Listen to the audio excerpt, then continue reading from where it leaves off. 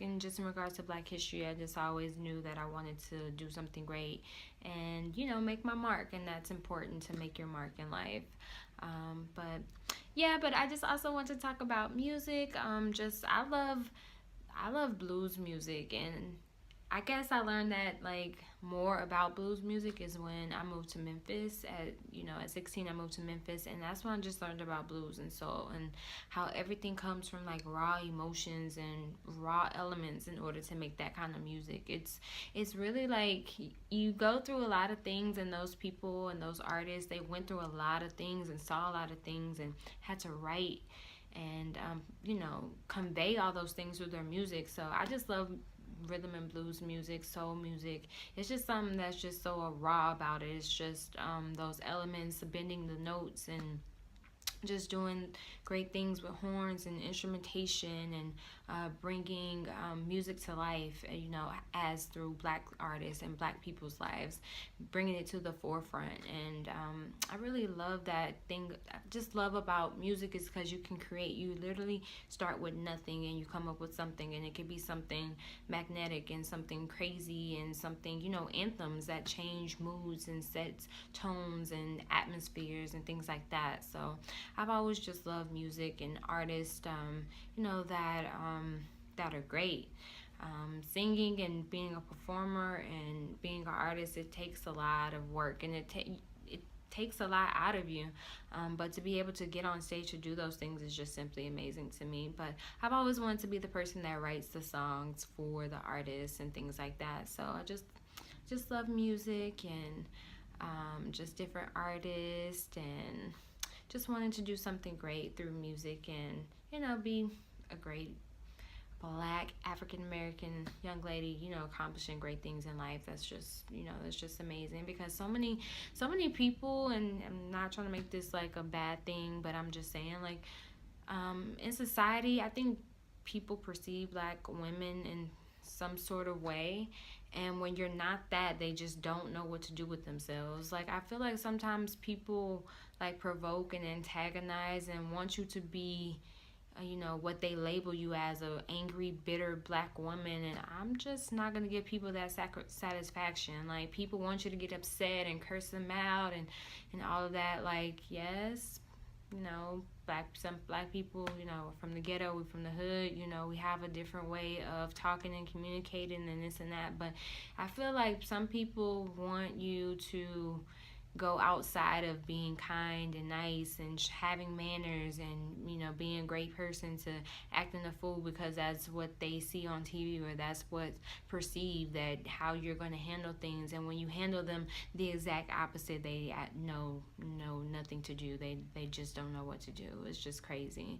But they want you to have an attitude, and when you're nice and you're pleasant and you're this and you're that, so different than what they perceive you to be, they're just shocked, and they just can't believe it. And, oh, you're a nice person, oh, you're this, or, oh, you have dreads in your hair, oh, I thought you would have been one way, oh, but you're really, really nice, and you're really, really this. But it's like people give you these labels and these stereotypes, and it's really, really weird. But whatever. People fall.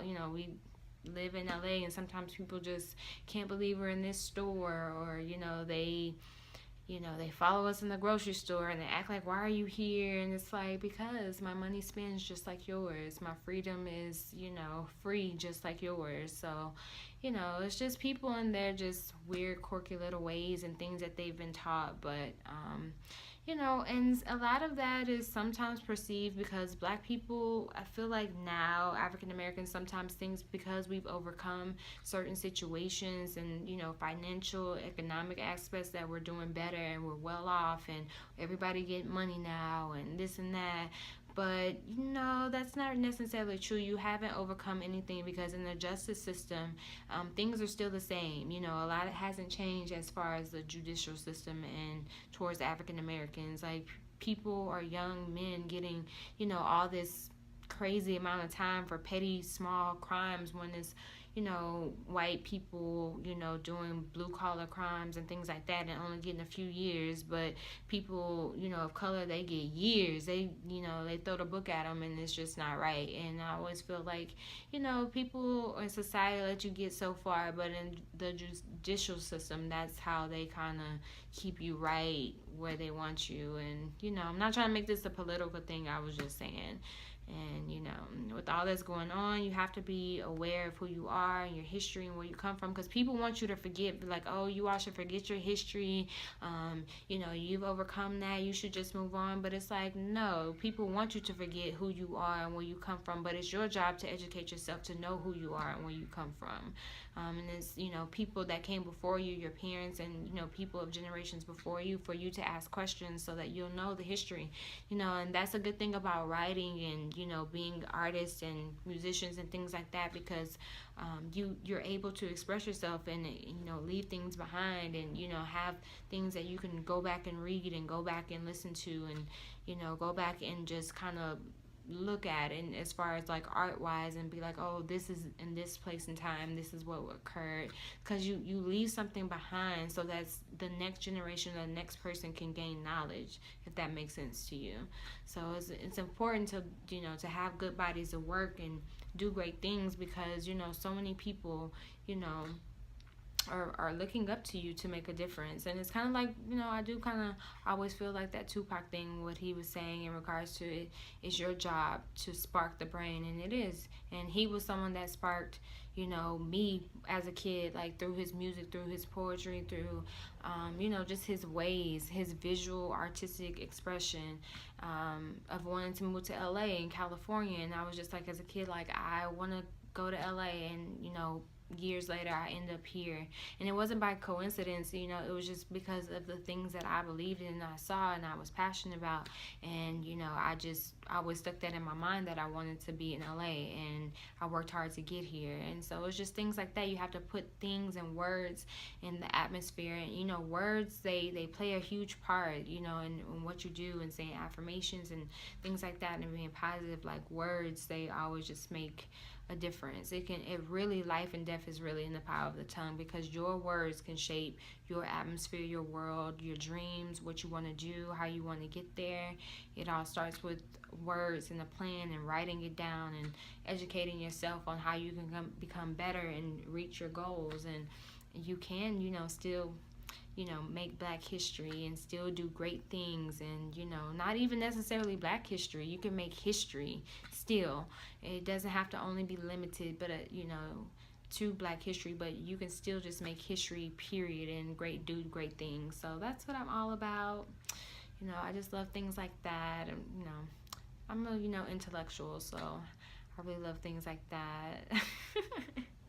But yeah, I just wanted to kind of come talk, just kind of give you a little bit more about who I am.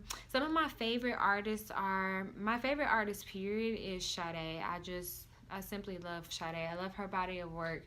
Even though some people may say it's depressing, I always feel like it's so educational and like heartfelt at the same time. Like, you always learn something new, through her music, and she's an artist of great grace to me. Like, I love the fact that she doesn't have to, she's in her time element.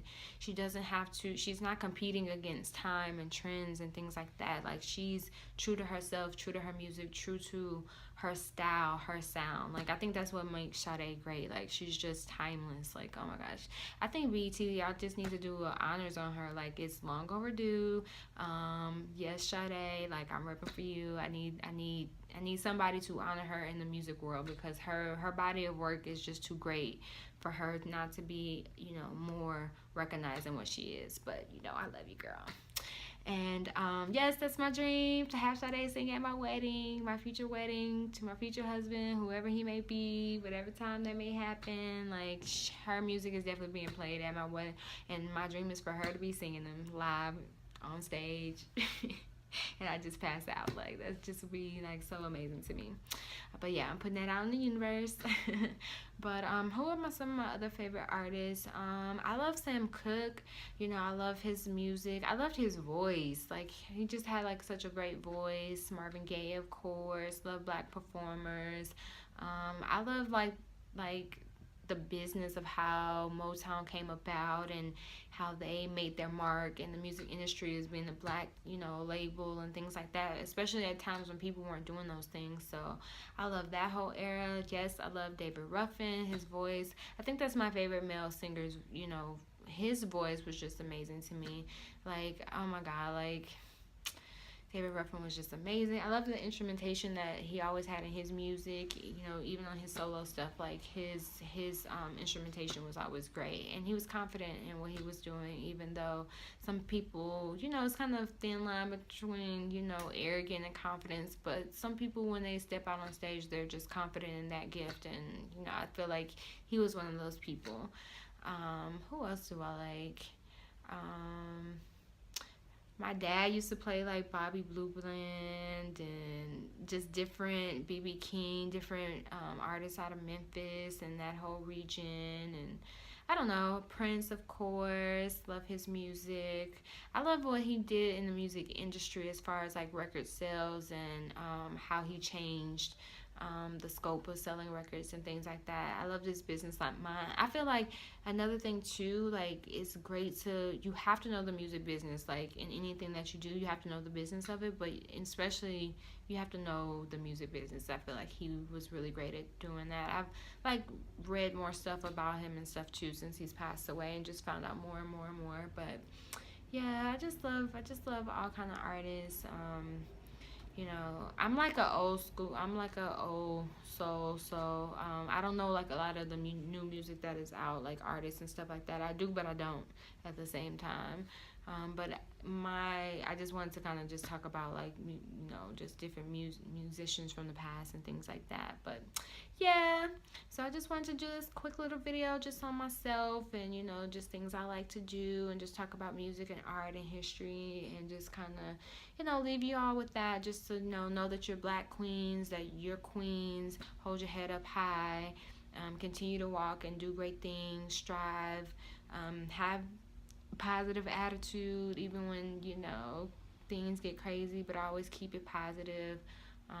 Yeah, like just always know who you are. Always hold your head up high. Like even when people or the world try to tear you down, just always know that so many people came before you, and you have the strength to make it, and that you can endure. Thank you. Have a good one, guys. Bye.